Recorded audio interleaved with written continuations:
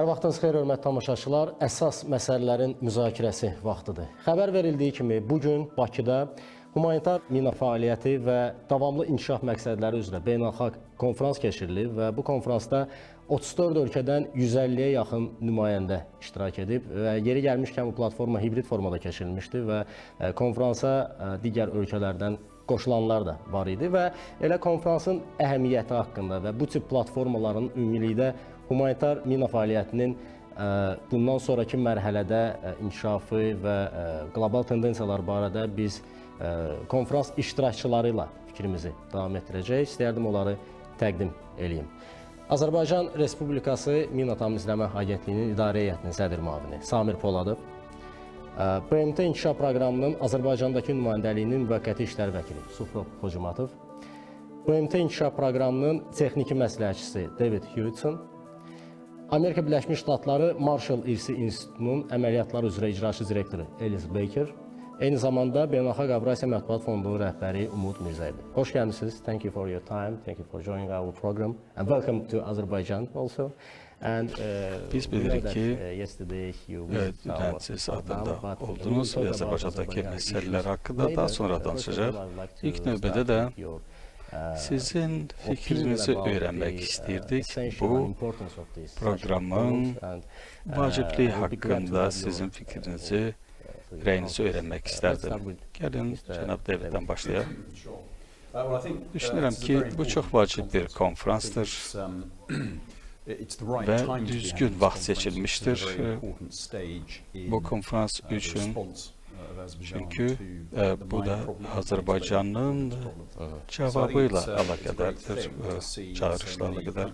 Müxtəlif ölkələrin nümayəndələri, ekspertləri iştirak etmişdir, təşkilatlar iştirak etmişdir və ekspertlər iştirak etmişdir bu tədbirdə. Və mən burada iştirak etməkdən də çox böyük məmnuniyyət hiss edirəm. Mən də kolleqamın fikrinə qatılıram. Həqiqətən də çox gözəldir bu konfransa iştirak etmək və vaxtının seçilməsi ilə əlaqədar fikrə də qatılıram.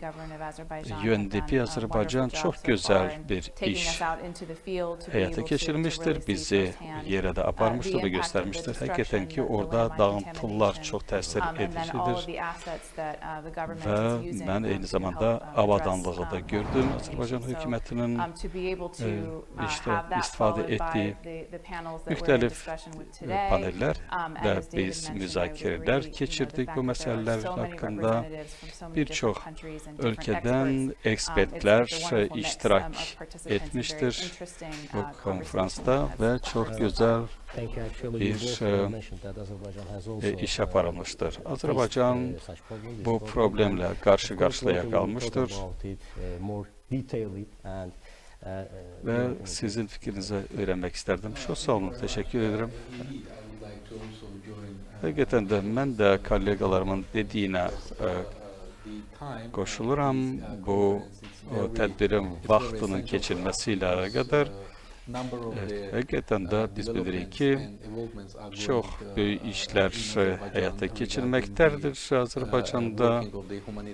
Humanitar minadan təmizləmə fəaliyyətləri Azərbaycan hökuməti yerlərdə həyata keçirir və eyni zamanda təmizlənmiş ərazilərin reabilitasiyası ilə əlaqədar, bərpası ilə əlaqədar işlər həyata keçirilir. Mənə gəldikdə, mən düşünürəm ki, çox profesional səviyyədə həyata keçirməkdədir anama tərəfindən. Çox böyük həcmdə işlər görülmüşdür bu sahədə, bu ərazilərdə, təmizlənmiş ərazilərdə, yəni ki, işğaldan azad edilmiş sahələrdə, binalardan təmizlənmə işləri aparılır. Müxtəlif beynəlxalq təşkilatların nümayəndələri də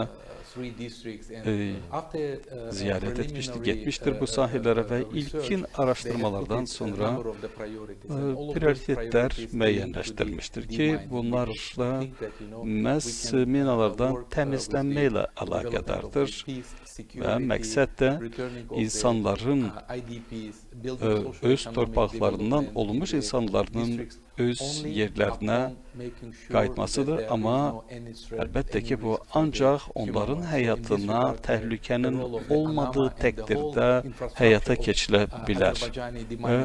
Bizim sistemdə məhz bu məqsədi güdür. Əslində, beynəlxalq ekspertlərimiz vaxt məsələsini, hər üçü bunun məhz indi keçirilməsi məsələsini xüsusi qabartdılar və biz həm də bilirik ki, səhv etmirəmsə 4 aprel beynəlxalq mina xəbərdarlığı və mina fəaliyyətinə yardım günü kimi qeyd olunur və həm də burada yəqin ki, bir yeni əməkdaşlıq platformasının yaradılması məsələsi var. Beynəlxalq ekspertlərin fikirlərini eşitdik, təəssüratlarını eşitdik. Bəs Azərbaycan tərəfindən bu forumun əhəmiyyəti necə görünür və niyə bu keçirilməlidir? Bildiyiniz kimi 31 Mart qeyd etdiyiniz kimi 31 Mart 1 Aprel tarixində bu tədbir həyata keçirilir. 31 Martda bütün qonaqlarla bərabər biz demək Ağdam rayonuna səfər etdik. Ağdam rayonunda qonaqlar bizim həyata keçirdiyimiz əməliyyatlarla da tanış ola bildilər. Həm də eyni zamanda ərazidə olan dağıntıları və mövcud oradakı durumu öz gözlərinə şahid oldular. Bu əslində bunun çox böyük təsir elədi onlara, təsiri çox böyük oldu qonaqlara. Biz fərdi şəkildə də, qrup formasında da onlarla söhbətlərimizdə bunu hiss elədik. Təbii ki, o böyük Ağdam kimi böyük bir şəhəri səfər edəndə gördülər ki, yerdən yeksan olmuşdur. Heç bir dənə də demək olar ki, heç bir salamat bina, tikinti qalmayıb. Binanı yenilir, o da məscid. O da bir məscid. O da əxlaqi çərçivəyə sığmır. Bəli, bəli. Həm də ki, hərbi məqsədlər üçün istifadə olunub deyə, ona görə də onu dağıtmayıblar. O hələ qalıb minarələr, şükür olsun.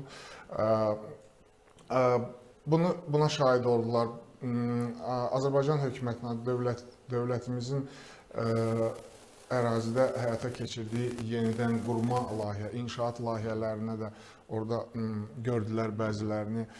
Bu barədə kifayət qədər məlumatlar verildi. Bundan savayda həm də Anamanişin bizim tətbiq etdiyimiz yeni innovativ yanaşmaları, dronlar, sensorların istifadəsi, mina axtaran itlər, mexaniki vasitələr tam kompleks şəkildə biz deməli işimizlə tanış elədik. Niyə görə önəmlidir? Çünki artıq bir ildən çox, təxminən il yarım vaxt keçib deməli Vətən müharibəsindən sonra böyük işlər görülüb. Bunları beynəlxalq ictimaiyyətə mütləq çatdırılmalıdır.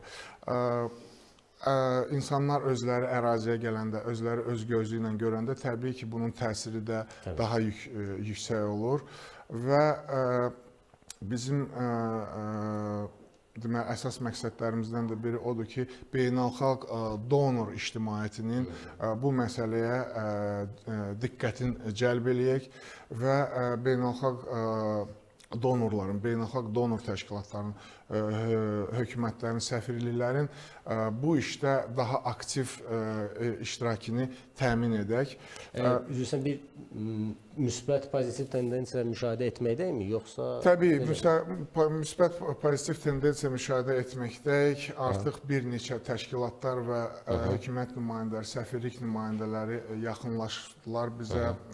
Biz kulvarlarda apardığımız söhbət əsasında demək olar ki, artıq İlkin, belə deyək, razılaşmalar var, maliyyə vəsaitlərin ayrılması nəzərdə tutulur mina təmizləmək üçün. Çünki Azərbaycanda biz bilavasitə onun şahidi oldular ki, o birisi ölkələrə, digər ölkələrdə belə bir problem var. Mina təmizləməyə pul istəyirlər, amma deyə bilmirlər ki, bu ərazi minadan təmizləndən sonra hansı məqsəd üçün istifadə olunacaq? Azərbaycanda bu məsələ yoxdur. Çünki biz təmizlədiyimiz ərazi ən uzaqbaşı 1-2 həftədən sonra orada hansısa bir inşaat işi, hansısa bir bərpa işi yer tutur. Üzrə sözlə qüvvət elə Ağdam Sənaye Parkında səhv etməsin müəssisələrdən biri sizin elə qurumun da yəni birbaşa iştirakçılığı təmizləndi və orada həmin yollar, elektrik xəttləri, dəmir yolları, avtomobil yolları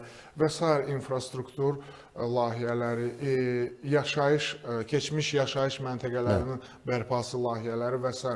Onlar gözləri də şahid oldular ki, bu mina təmizləmə, yəni torpaq təmizlənən kimi o torpaq artıq həmən ərazi hansısa bir çox vacib bir məqsəd üçün istifadə olunur və bu donorların ən böyük marağı da ondan ibarətdir ki, onların ayırdığı maliyyə vəsaiti ilə təmizlənən ərazinin gələcəkdə istifadəsi nə üçündür? Hansı sosial, iqtisadi sahəni əhatə eləyir və bunu da şahid oldular, gözləri ilə gördülər və inanıram ki, effekti çox böyük olacaq və gələcəkdə biz bu tədbirin bəhrəsini mütləq şəkildə görəcəyik. Ümid edək. Umud müəllim, siz konferansda iştirak edən nümayəndə heyətləri ilə sıx əlaqədəsiniz. Biz əgər bir halda ki, platformanın cəlbediciliyindən danışırıqsa, həm bura gəlmə meylləri, eyni zamanda, yəni bu platformada iştirak meyllərindən söhbət gedə bilər, eyni zamanda ilkin təəssüratlarını da eşitməmiş deyirsiniz. Necədir təəssüratlar və bu platforma necə qiymətləndir? Mən sizə deyim ki, bugün biz çox ciddi bir tədbirin, konferansın şahidi olduq. Yəni, bu konferansa gələn adamların həm marağı, həm bu konferansda iştirak edənlərin tərkibi, təmsil etdiyi təşkilatlar, bunların hamısı demək olar ki, ən yüksək səviyyədə, yəni təmsil olunan bir konferansdır. Yəni, konferansa bu həm də beynəlxalq bir marağı ifadə edən tərəfidir, mən hesab edirəm. Bilirsiniz, problem dünya insanları, beynəlxalq təşkilatlar artıq fərqindədir ki, Azərbaycanın üzləşdiyi bu böyük fəlakət bu təkcə Azərbaycan problemi deyil. Bu həm də hər birimizin, yəni onun, bu dostumuzun, Davidin, Samirin, bizim hər birimizin problemimizdir.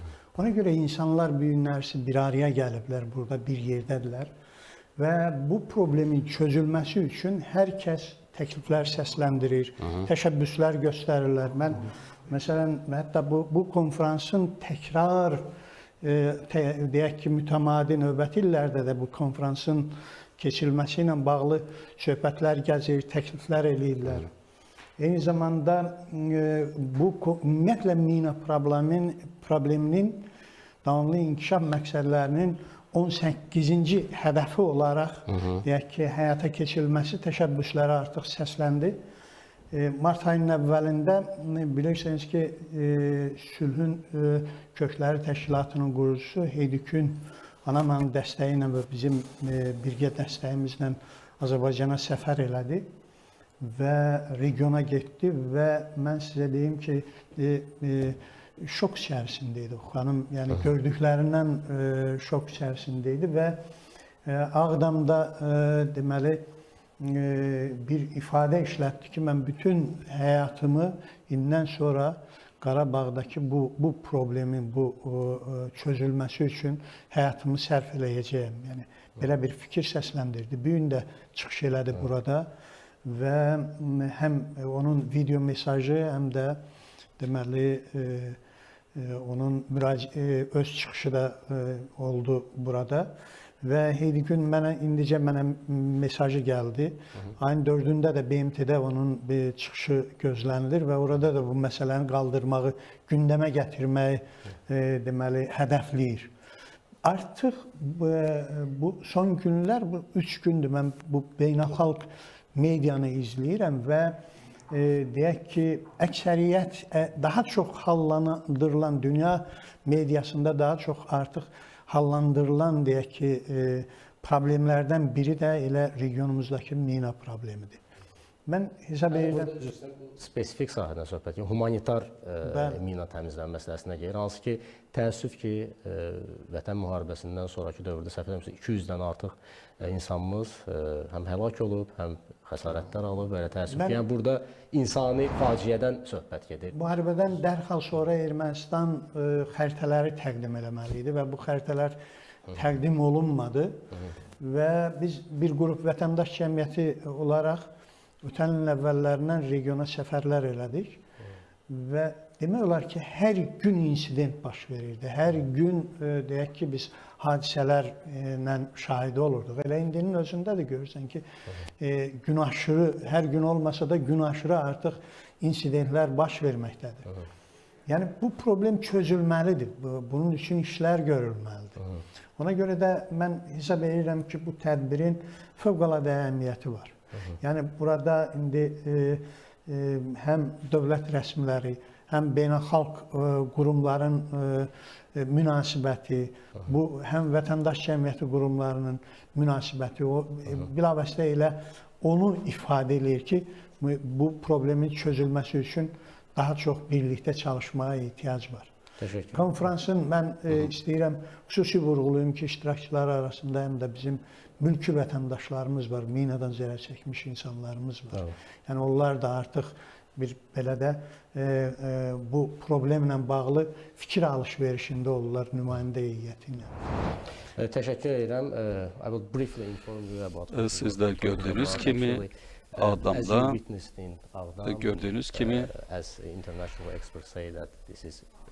ki, hər şey orada məhv olmuşdur, dağılmışdır və təxminən bir il yarımdır ki, bir il yarım müddət ərzində müharibədən sonra 200-ə yaxın insan zərər görmüşdür, ya həyatını itirmişdir,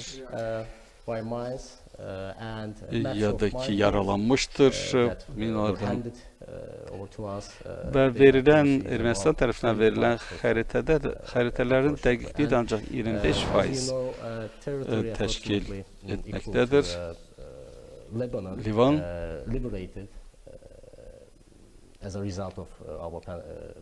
siz Ağdam'a ziyarət etdiniz, oraya getdiniz, orayı gördünüz və sizin təəssüratlarını eşitmək istərdik və eyni zamanda orada bizim agentlik tərəfindən xüsusilə aparılan işlər barəsində fikrinizi öyrənmək istərdik. Trendlərə gəldikdə bu sahədəki əməkdaşlıq mexanizmləri haqqında nələr deyə bilərsiniz? Bu barədə fikrinizi almaq istərdik. Çox sağ olun, təşəkkür edirəm. Bu mənim birinci gəlişimdir bu regiona. Həqiqətən də dediyiniz kimi çox böyük dağıntılar vardır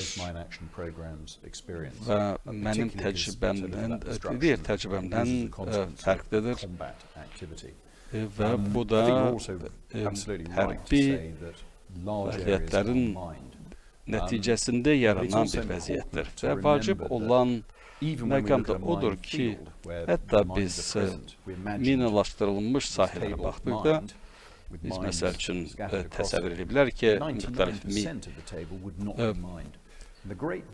minalar yerləşdirir və ən böyük çətinlik minaların təmizlənməsi üçün aparılmasında odur ki, bunlar hardadır, minalar harda yerləşdirilmişdir. Müxtəlif metodlar mümkündür, istifadəsi mümkündür, müxtəlif metodlar mövcuddur, amma ən vacibdir ki, odur ki, müxtəlif mövcud vasitələrlə məlumat toplanmalıdırız. Məsəl üçün, dronların vasitəsilə və eyni zamanda tarixi dediyimiz bir təhlil də aparıla bilər kompüter arxasında və bu məsələlər haqqında da bir müzakirə aparmışdır. Və bu sahədə əməkdaşlıq vacibdir. ANAMA və digər bu sahədə fəaliyyət göstərən təşkilatlarla ki biz də bu məqsədin həll olunması üçün müxtəlif yolları araşdırırıq. Biz görürük ki, çox gözəl bir başlanğıc vardır. Bu böyük işin görülməsi üçün məlumatın toplanması, məsələlərin anlaşılması vacibdir və zamanla şübhəsizdir ki, daha effektivlik əldə ediləcəkdir və daha da çox torpaqlar azad olunacaqdır minalardan və bizlər də öz praktiki məsləhətlərimizi də müxtəlif təşkilatlara, bu sahədə fəaliyyət göstərən təşkilatlara verəcəyik. Məqsəd də işləri daha effektiv və eyni zamanda daha təhlükəsizlik etməkdir. Hətta bu çətin bir məsələdir, başlanğıcı artıq vardır, bunu başlanmışdır və məqsəd də dediyimiz kimi daha effektiv və daha təhlükəsiz bu işləri həyata keçirməkdir. Biz dünən sahəyə getdik və təəssürlərim vardır. Onlar həqiqətən də çox böyük, inanılmaz dağıntılar vardır. Hər tərəfdə, yolların ətrafında getdiyimiz hər tərəfdə bunun şahidi olduq. Next to the landmine warning signs, you could of course see in müxtəlif işarətlər vardır və Anamanın da əvvəldə qeyd etdiyim kimi müxtəlif avadanlıqları biz gördük. Bizim təşkilat da minaların aşkarlanmasını itlərin vasitəsilə həyata keçirir. Biz də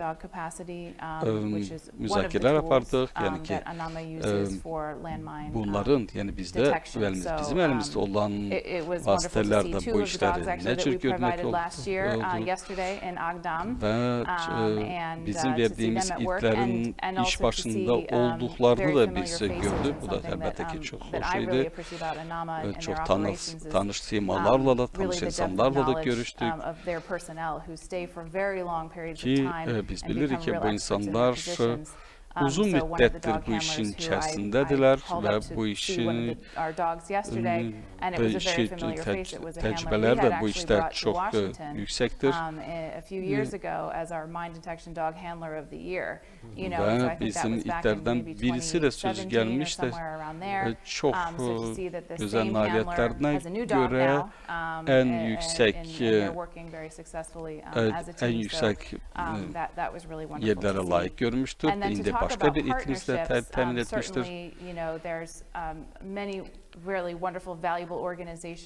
Biz gördük ki, çox tanınmış quruluşlar, çox tanınmış təşkilatlar bu işi həyata keçirdilər. Azərbaycanla birlikdə Azərbaycan təşkilatları, beynəlxalq təşkilatlar birlikdə işləyirlər və əlbəttə ki, maliyyə tərəfi də müzakirə olunur. Biz bilirik ki, müxtəlif təşkilatlar, korporasiyalar, firmalar da bu işə maliyyə ayırmışlar və burada biz çox geniş miqyaslı bir partnyorluğun olduğunu da görürük.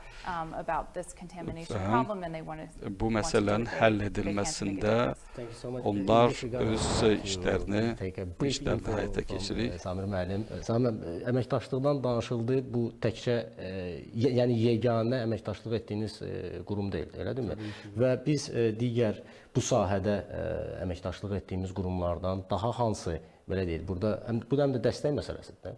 Dəstəkdir, texniki, qüvvə və digər bu genişləndirmə məsələsini necə qiymətləndirir? Hansı işləri görürük? Təbii ki, Marshall İrsi İnstitutu yeganə təşkilat deyil ki, biz əməkdaşlıq elədiyimiz tək təşkilat deyil.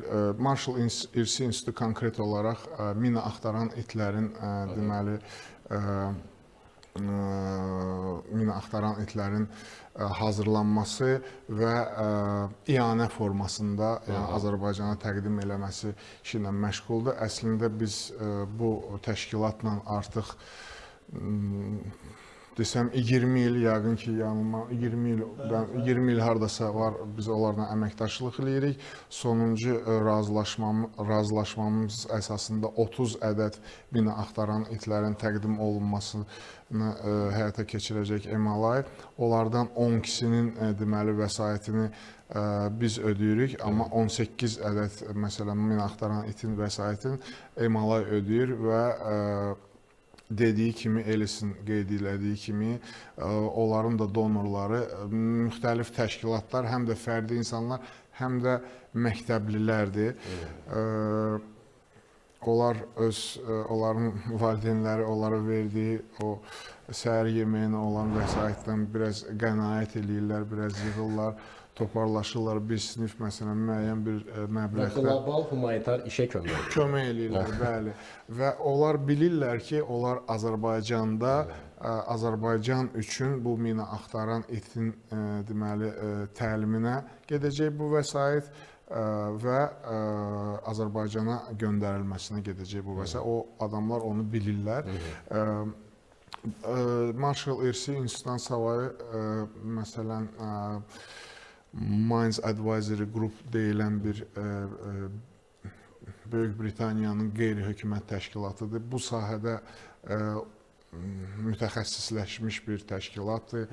Həm mina təmizləmə sahəsində, həm mina təmizləmə işlərinin deməli idarə olunması, planlaşdırılması, mina təmizləmə sahəsinin bütün aspektlərini əhatə edir onların fəaliyyəti. Artıq bu ilin əvvəlindən onlar da Azərbaycana gəlmişlər.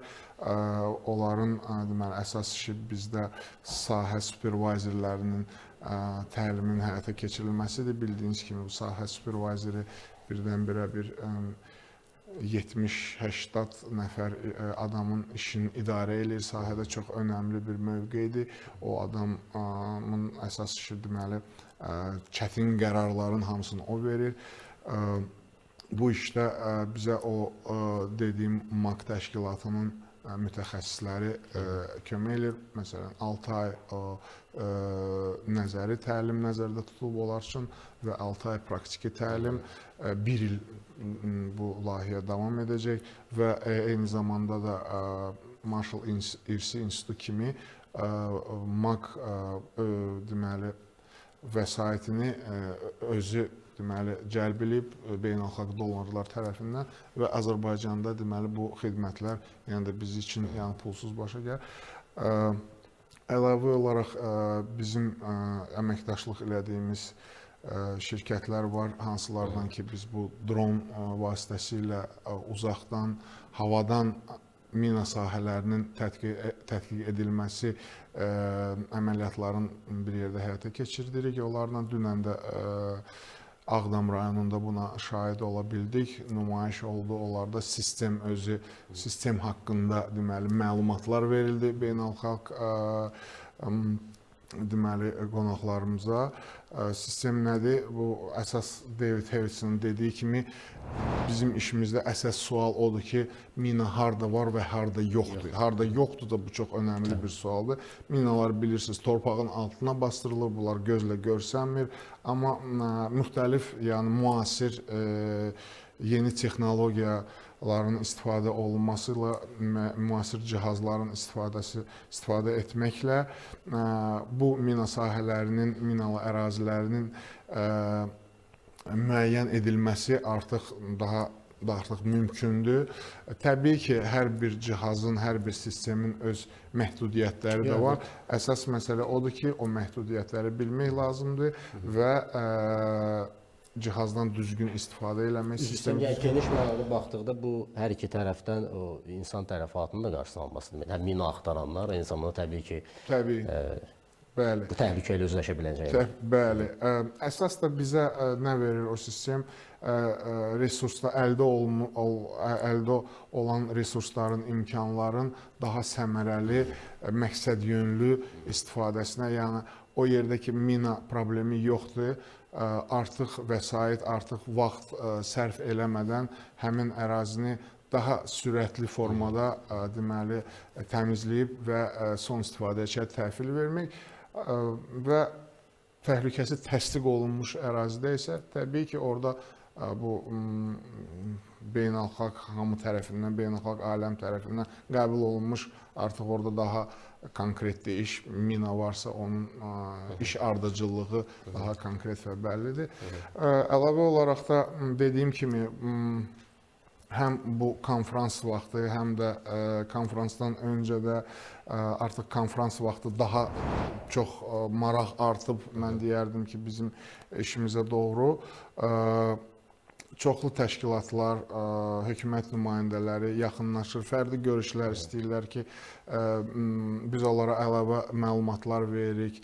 Məsələn, Sloveniyanın Beynəlxalq Trust fondu ilə da memorandum imzalandı və Türkiyənin bir qeyri-hökumət təşkilatı var, mina təmizlənmə, humanitar mina təmizlənmə fəaliyyəti ilə məşğul olan qeyri-hökumət təşkilatı, onlarla da belə bir memorandum bugün imzalandı. Əməkdaşlığımız beynəlxalq səviyyədə gündən-günə artmaqdadır. Beynəlxalq ictimaiyyətin, beynəlxalq donor ictimaiyyətin, bu sahədə çalışan təşkilatların bizim problemə diqqətini cəlb eləmək istəyirik. Onların bizimlə bərabər bu işə cəlb eləməsini istəyirik. Bizimlə bərabər bu problemi deməli Azərbaycandan aradan qaldırmağın məqsədimiz ondan ibarətdir. Hörmətli tamaşaçılar, biz müzakirəmizi qısa fasilədən sonra davam etdirəcəyik.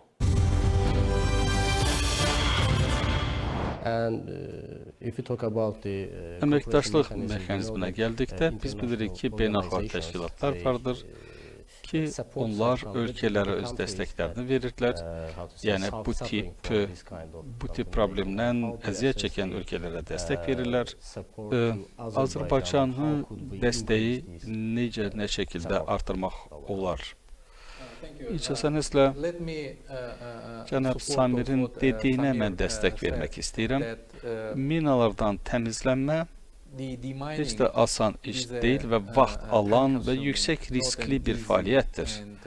Məhz buna görə də bu tip konferansların keçirilməsi vacibdir. Çünki onların sayəsində müxtəlif ekspertlər, mütəxəssislər bir araya toplanır, yığılır, müxtəlif ölkələrdən gələn və onlar müzakirə edirlər ki, ən yaxşı praktikalar nələr ola bilər. Ona görə də yeni texnologiyaların digitalizasiya mövcud olan bir vaxt yeni yanaşmaları dediyimiz məqsədlər üçün istifadə edə bilər. Və dünən də biz Samir müəllim də dedik ki, Azərbaycanlı mütəxəssislərin müxtəlif rəqəmsal xəritələrin və dronların istifadəsini nümayiş etdilər, müxtəlif avadanlıqların istifadəsini nümayiş etdirdilər və bununla yanaşı eyni zamanda biz partnyorluq və əməkdaşlıq haqqında danışırıq.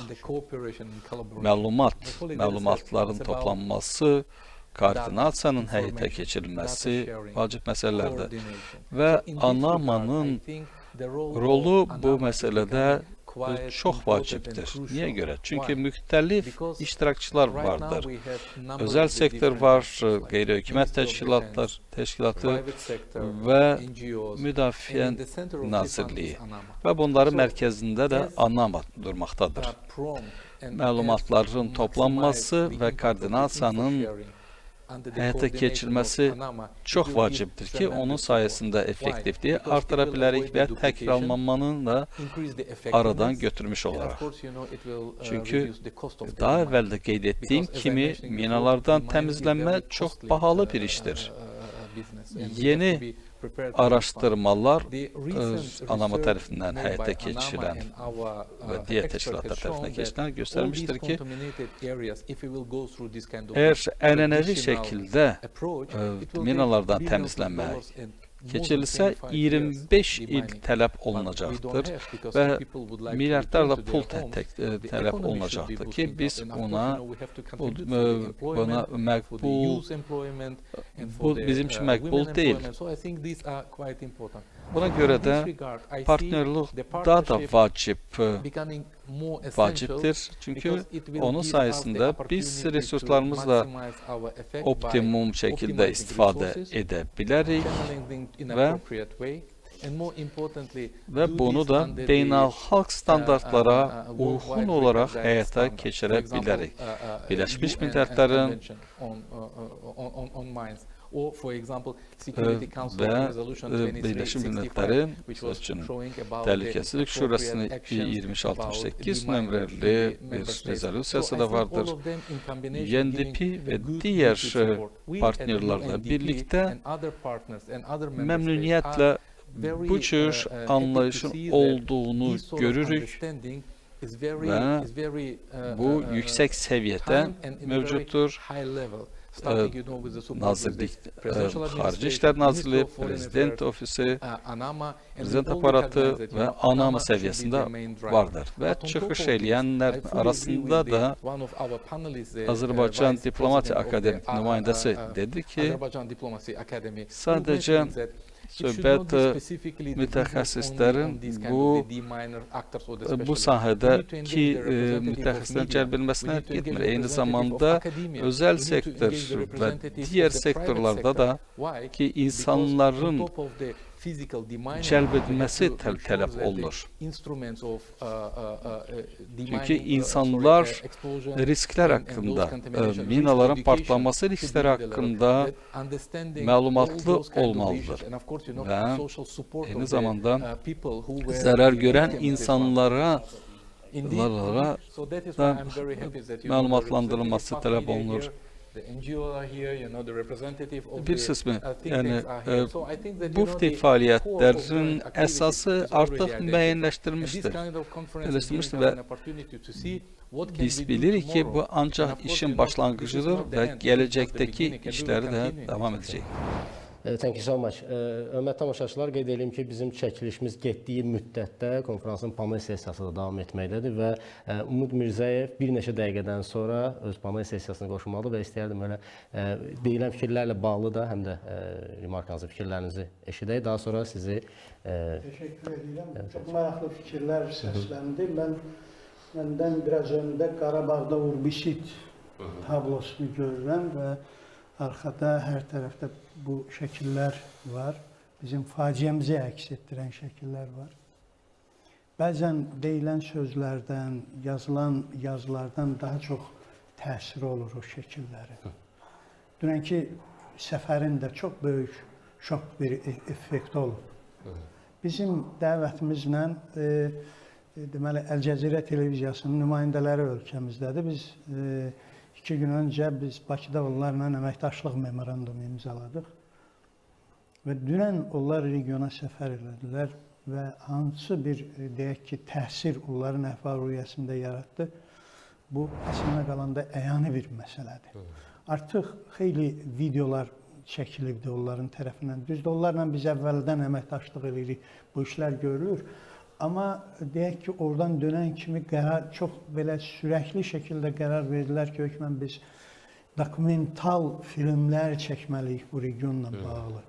Yəni, bu elə ciddi bir problemdir ki, burada biz media olaraq biz də öz qatqımızı verməliyik. Yəni, bilirsiniz ki, bu işlərdə medianın misilsiz rolu vardı və media bu problemin çözülməsində də öz sözünü deyə bilər. Əslində, üzr istəyirəm, Umud müəllim, burada söhbət təkcə bir ölkənin üzləşdiyi problemindən getmir. Biz əgər burada Qarabağdakı bərpa quruculuq prosesindən danışırıqsa, düzdür, indi pandemiya, biz verilişimizin əvvəlində dedik, hətta spesifik hibrid formada keçib, bu həm də pandemiya bizi bu məsələlərin daha aktiv istifadə eləməsinə səbəb oldu. Amma istənilən halda post-pandemiya dövründə belə bu aktiv turizm məkanlarından birinə çevriləcək və dünyanın istənilən yerindən ora təşrif buyuracaq insanların mina təhlükəsi ilə üzləşmək. Yəni bugün deməli 60 milyondan yuxarı insan mina təhlükəsi ilə üz-üzədir.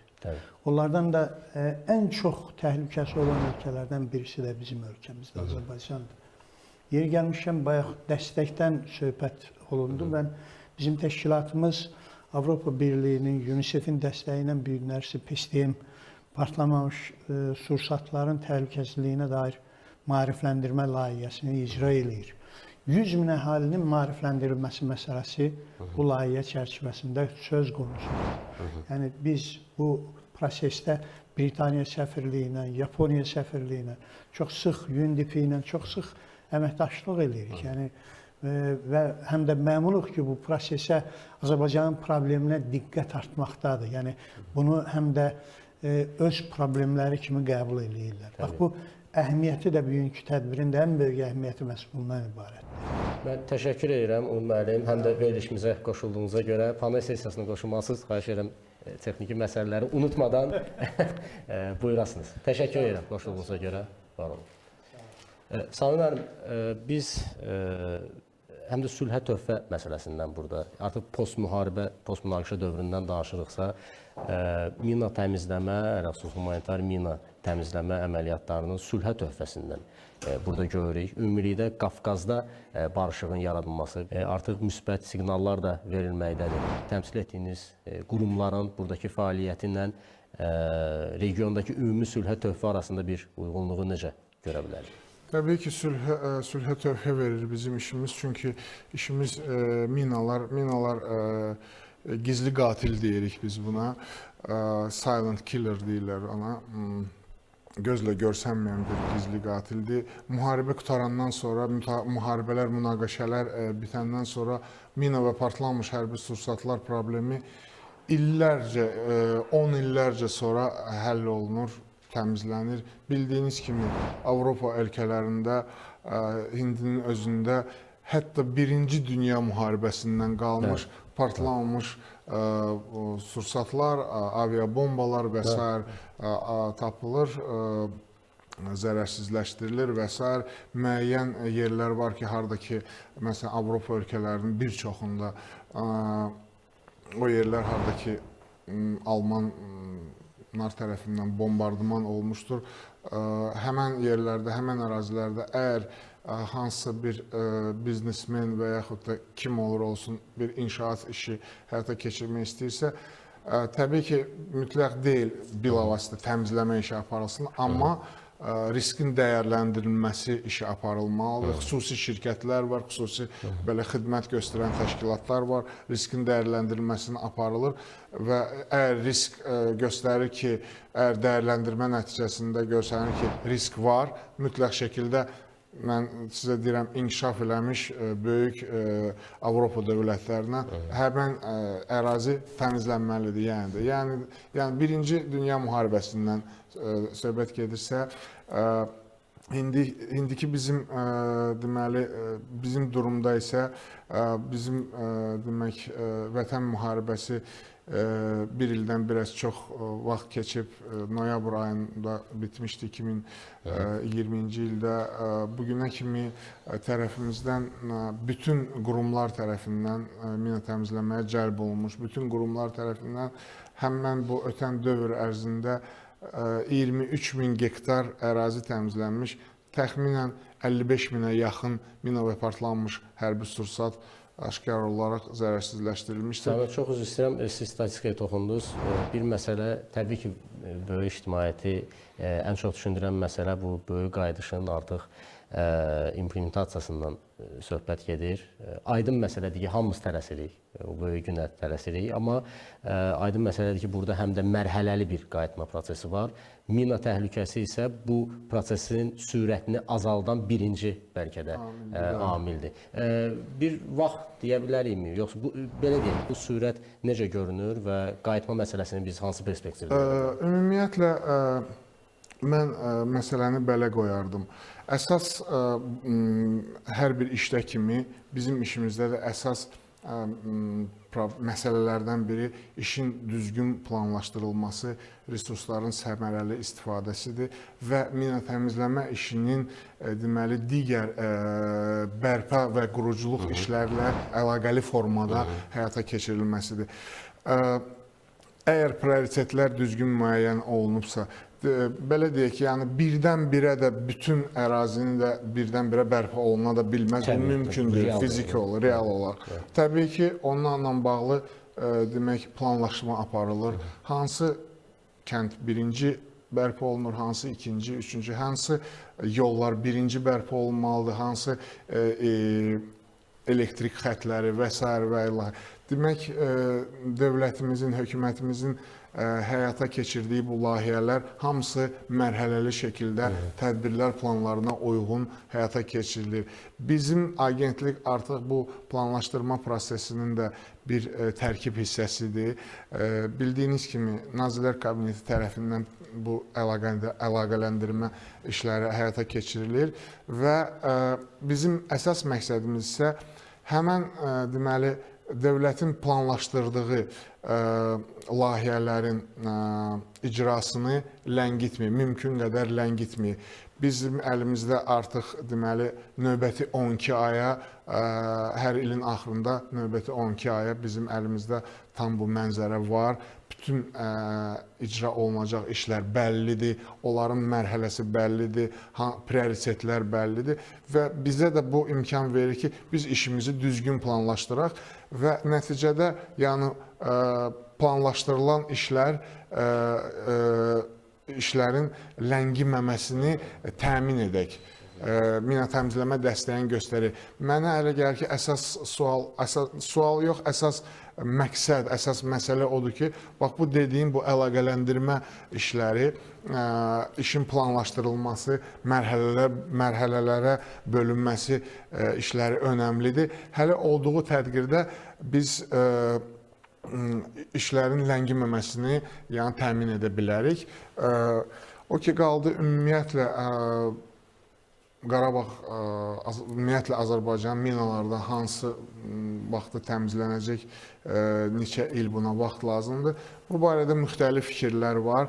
Amma bu fikirlərin, bu rəqəmləri səsləndirmək üçün təbii ki, böyük təhlillər, müəyyən daha dəqiq informasiyalar, məlumatlar lazımdır. Bildiyiniz kimi bu xəritələr bizə təqdim olunsa da, siz özünüz də düzgün qeyd elədiniz ki, bunların düzgünlüyü, bunların 1/4-dir. Demək, 75% hələ böyük sual altındadır. Verilən xəritələr yalnız keçmiş təmas xətti boyunca quraşılan mina sahələrindən mina sahələrini əks etdirir, amma ondan savayı daha çox ərazi təmas xəttindən deməli arxasındadır, bəli kənardadır. O ərazilər haqqında heç bir məlumatlar bizdə yoxdur. Bir qeyd etdiyim innovativ bu metodlar bizə imkan verəcək ki, biz vaxt getdikcə daha da çox məlumat, daha dəqiq, daha düzgün məlumat əldə eləyə biləcəyik ki, o da bizə imkan verəcək ki, biz artıq müəyyən bir vaxtdan sonra səsləndirə bilək ki, tamam, nə qədər buna dəqiq bir vaxt lazımdır və s. Amma dediyim kimi, iş düzgün planlaşdırılarsa, düzgün koordinasiya olunarsa, əlaqələndirilərsə, o zaman yəni bu problem də o qədər yəni inşaat bərpa işi üçün o qədər də o qədər də qəliz olmaz yəni çünki əvvəldən biz biləndə ki, haranı biz təmizləməliyik, hansı dərinliyə təmizləməliyik, hansı vaxtda təmizləməliyik, biz də ona uyğun olaraq işimizi planlaşdırıb onu həyata keçirə bilərik. Təbii ki, yaxşı olardı ki, heç bir problem olmasın, istəyən vaxtda hamı hara istəyir, getsin, hansısa bir istədiyi bir işi görsün, fikirləşməsin mina ki, orada mina var, təhlükə var, ən ideal variantı olardı, amma indi reallıq budur. Reallıqla üzləşmək lazımdır və işimizi düzgün qurmaq lazımdır. İşimizi düzgün, həm də mən əminliklə sizə demək istəyirəm ki, dediyim bütün bu məsələlər gündəlik şəkildə nazirliklər, deməli, işçi qrupları səviyyəsində müzakirə olunur. ANAMA, deməli, bərpa işləri üzrə bildiyiniz kimi bir çox işçi qrupları yaradılmışdır. Bilavasitə mina təmizləmə, humanitar mina təmizləmə sahəsinə aid ayrıca bir işçi qrupu yaradılmışdır. Bu işçi qrupun sədrliyi ANAMA-nın idarə heyətinin sədri həyata keçirilir və əlaqələndirmə işimiz çox yüksək səviyyədə təşkil olunmuşdur və məhz ona görə də fikrimcə bərpa, quruculuq işləri müvəffəqiyyətlə gedir. Yəni belə böyük gecikmələr hal-hazırda bildiyim qədər mövcud deyil. Təbii ki, böyük qayıdış insanlar ərazilərə köçəndə həmən yerli əhali ilə də iş aparılmalıdır, maarifləndirmə işi. İnsanlar bilsə ki, Cənab Xocumatovun bir qeyd etdiyi məsələdir. Deməli, hansısa bir ərazi kənddir və kəndin ətrafı təmizdir və yollar təmizdir və həmən orada yaşayan insanların normal həyat tərzi, normal həyat yaşamaq üçün təhlükəsizlik təmin olunubsa, haradasa uzaq bir yerdə, haradasa minalar varsa, biz sadəcə bilirik ki, biz ora getməməliyik. Gələcəkdə təmizlənəndən sonra məlumat veriləcək. O yerlərdə, yəni o qapısını açacaq bizim üçün. Amma hal-hazırda yəni prioritetlər müəyyən olunduqca prioritetlər dövlətin apardığı yenidən qurma bərpa layihələrinə uyğun olaraq qurulur və prioritetlərimizi müəyyən etdiyimiz prioritet ərazilər təmizlənir. Bugün qeyri-prioritet olan ərazi 5 ildən sonra yüksək prioritet ola bilər və s. Bu kompleks bir tədbirlərdir, həyata keçirilməlidir və həyata keçirilir və inanıram ki, artıq qeyd olunub ki, bildiyiniz kimi bu ilin sonuna kimi ilk ailələrin qayıdışı nəzərdə tutulmuşdur və o ərazi ki, onlar inşallah köçürüləcək, qayıdacaq. O həmən ərazi yaşayış məntəqəsi də, ətrafdakı kənd təsərrüfatı ərazilərdə, yolları da falan hamısı təmizlənmişdir və onların qayıdışı həyata keçiriləndən sonra da həmən insanlarla da maarifləndirmə işləri də aparılacaq. Hər bir icma daxilində mina təhlükəsizliyinə dair maarifləndirmə üzrə nümayəndələr olacaq və onların daimi bir işi olacaq. O işlər icmalarda söhbətlər, görüşlər daim olaraq deməli həyata keçiriləcək ki, insanlar məlumatlı olsunlar. Mən təşəkkür edirəm və bizim efir vaxtımız məhduddur və son sualı istəyərdim verim. Faktiki olaraq siz hamınız vaciblik haqqında dediniz.